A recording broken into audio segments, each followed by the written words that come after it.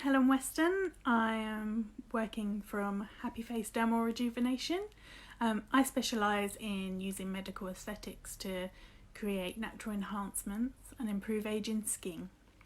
So I wanted to do a little live today just to talk about what is the difference between an aesthetic clinic or an aesthetic practitioner and a medical aesthetic clinic or practitioner. So I've seen a lot of descriptions on some businesses with people saying aesthetic specialist practitioner, but when you look into it a bit deeper, they are not medically trained at all. They're not nurses, dentists, doctors. They don't have any kind of medical background at all. But because they've said they're a specialist practitioner, it kind of makes them seem a bit more trustworthy. Before I start, I don't really want to knock the skills and knowledge of non-medical professionals or non-medical non-professionals, but I believe that dermal fillers, Botox, anti-wrinkle injections are a medical product and should be delivered by medical professionals. So, no shade, but that's basically what the vein of this conversation is about. So, I've got some notes because I'm bound to forget what I'm saying. So, there are 3 points I'm going to bring up today. I'm sure there are a lot more things that you can suggest that makes them different. But the reason I'm talking about this is because if you're deciding to go for aesthetic treatment, you really need to do your homework. You need to find out who you're going to, what insurance they've got, how they get their products. These are the things you need to think about before you book an appointment. What happens if it goes wrong? So it's great to get cheap treatment, and a lot of people seem motivated by getting cheaper treatment, but it's not necessarily better treatment, and you can end up paying 3 times as much to put it right. If you go and see someone else who's going to dissolve your fillers, they're going to charge you a lot of money. So price is one thing that is affected. A medical assessment, that can't be done by someone who's not medically trained. So we're going to talk about that. And what happens when things go wrong? Because things go wrong to the most experienced medical clinician. But let's talk about those differences. Hi Richard, hello. Oh, teacher's in the house. Getting a bit scared now. So, when you go to see a beautician or a hairdresser or a layperson, often the prices are cheaper. And that seems like a really good deal. You want to go and get your lips filled there because, you know, you can get fillers, you can get $500,000 for 90 quid or something, or a whole meal for £150, and that seems really great, and they might have lovely photos, really good marketing, but what are you really paying for? In fact, actually in my area, non-medical practitioners are as expensive or even more expensive than me, and I've looked into some of the products they're using, and it's just cheap products. So basically, medical professionals are often more expensive, but it's not always the case. Things that affect these costs are the choice of product. What are they putting into your face? Are they putting something that's got really good background, research, been around for years, lots of medical professionals are using it, it's got quite a lot of data on it, on the results and any adverse effects? Or are they buying something off the internet from somewhere? You don't really know if it's a real product because there's a lot of fake pharmaceuticals going around.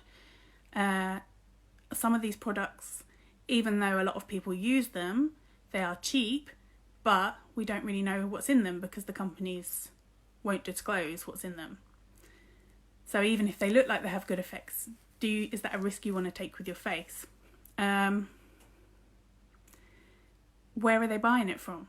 So medical professionals should be buying their products from reputable pharmacies.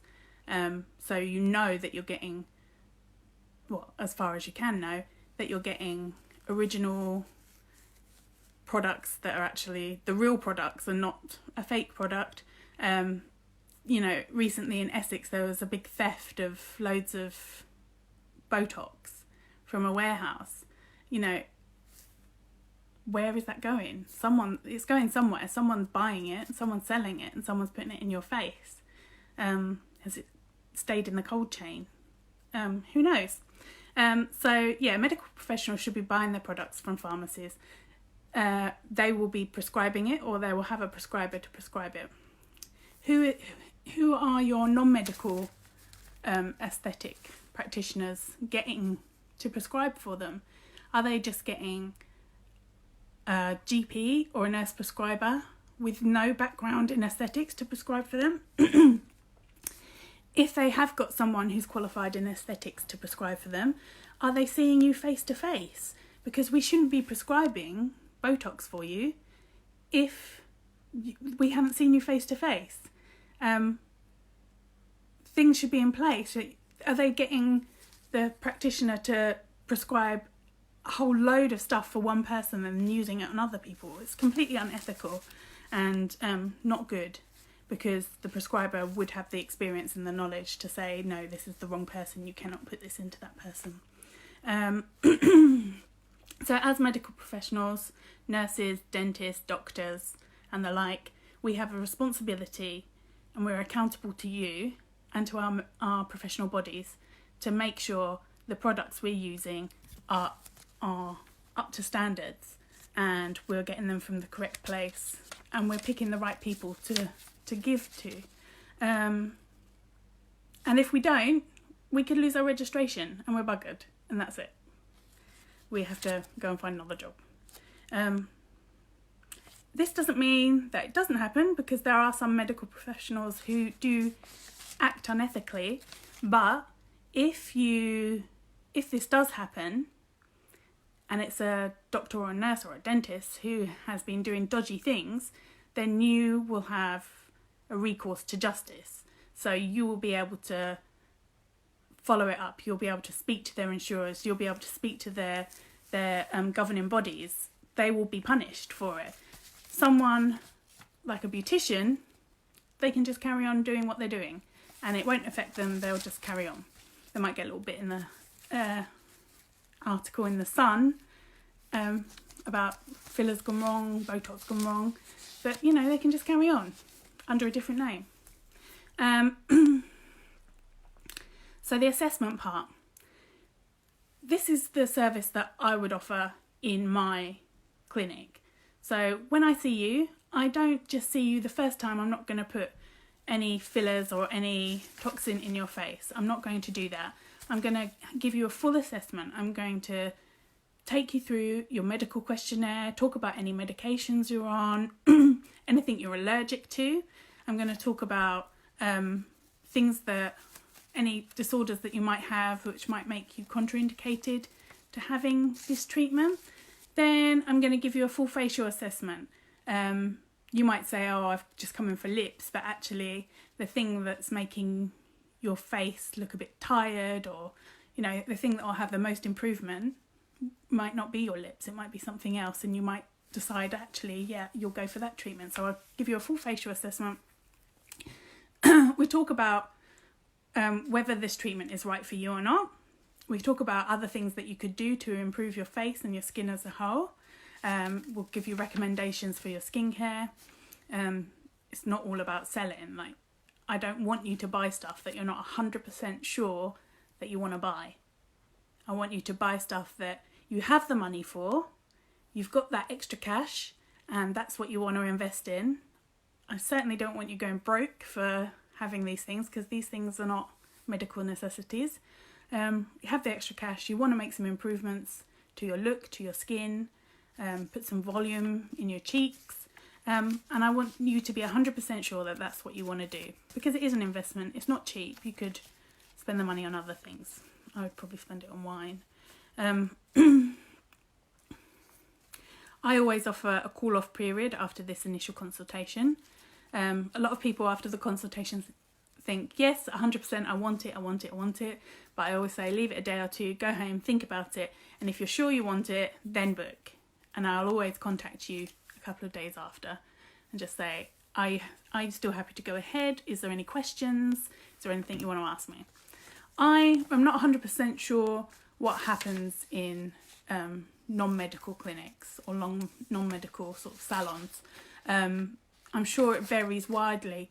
I'm sure that some non-medical practitioners are very good at their job and have looked into it and done their studies, but still they're non-medical.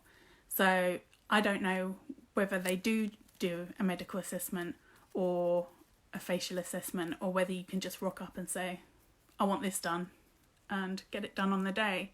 That's quite appealing, and I'm sure there's probably been moments that I would have done that, but now I know what I know, there's no way I'll be doing that. Save Face released a stat that 83% of all of their complaints they received were about non-medical aesthetic practitioners, so beauticians, hairdressers and other lay people. That's 83% in a whole year of all the complaints they received. And the worst thing is that 83% have no real recourse to justice.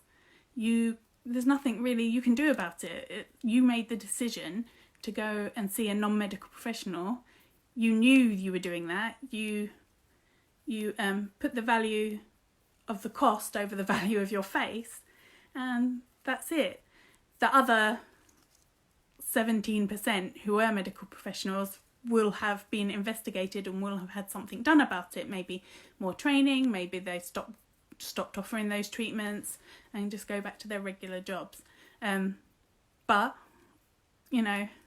that is your choice, and you should make an informed decision. After you've done all this, and in my clinic, after you've got all the information, we've decided, yes, the treatment is right for you, I will get you to sign an informed consent.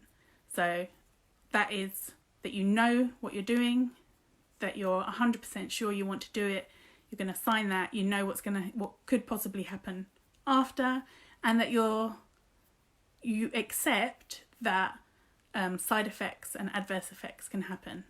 You are going to sign that, and then we'll go from there. Hi Siobhan, hi Donna, hello, nice to see you. Thanks very much for watching. I'm feeling a bit flustered. So again, this is our responsibility, and I keep saying that it is our responsibility to look after you. We can't just go shoving Botox or fillers into anyone's face. We have to make sure they're the right person. And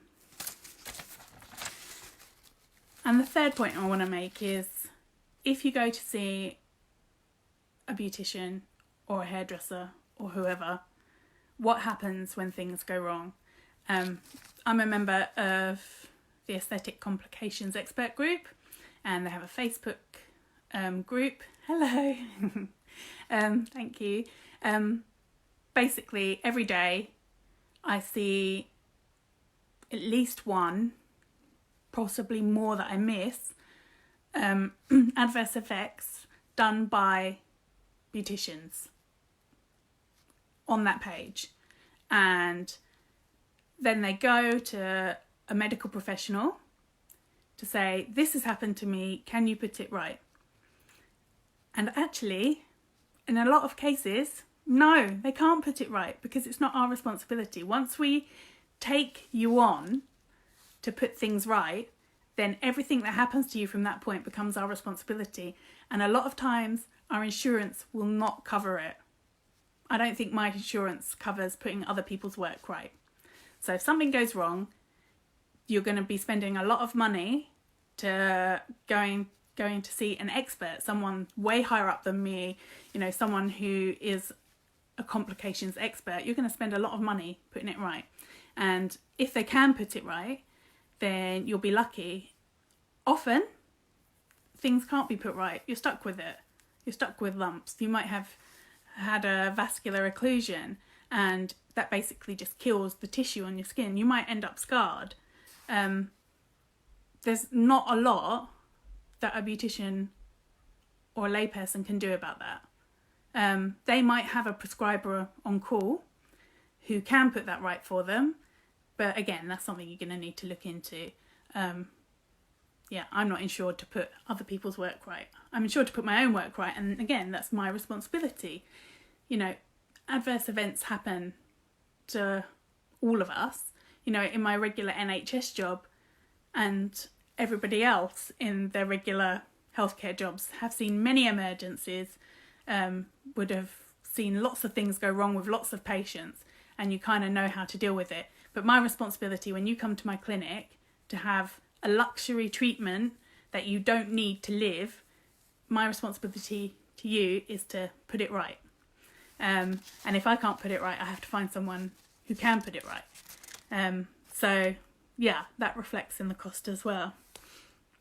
You know, medical professionals, they study the anatomy.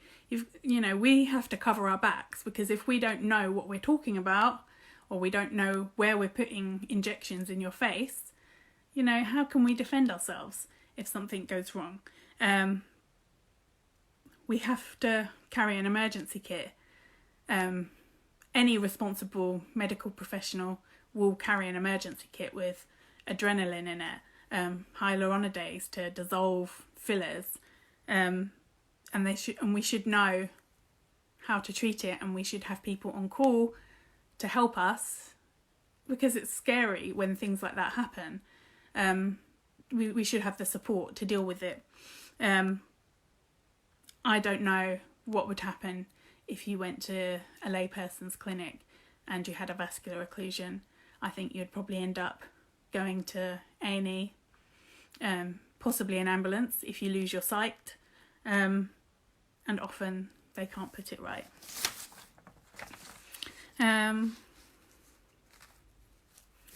So I think I've just about covered everything. Are there any questions? Nothing too hard. Nothing?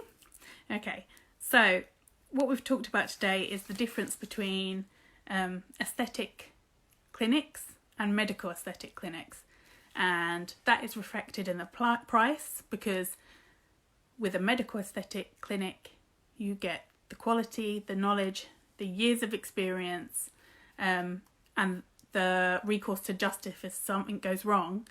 In a non-medical clinic, you don't have that. Whether they've done their own study or not, it doesn't matter. It's an unanswered question. You can't 100% be sure that anything good will happen when you go there. We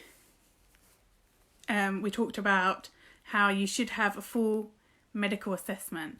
So that's looking at your medical history, the drugs you're on, any allergies you've got. Again, I don't know if that happens in a beautician. And we talked about what happens if things go wrong.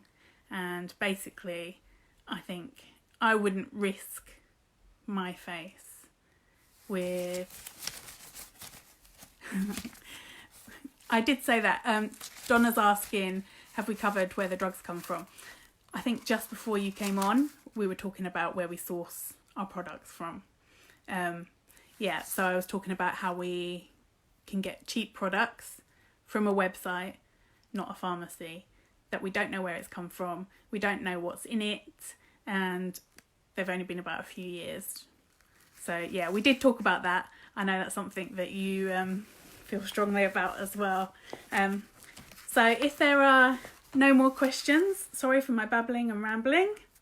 Thank you for joining me this evening, and I'll probably do another live next Sunday. Next time I'll talk about I think perhaps what kind of treatments you can have, whether you can have like a beautification treatment or rejuvenation treatment, you know, what they are and what you're really looking for. Thank you so much for watching, and again, sorry for rambling and repeating myself a lot. Okay.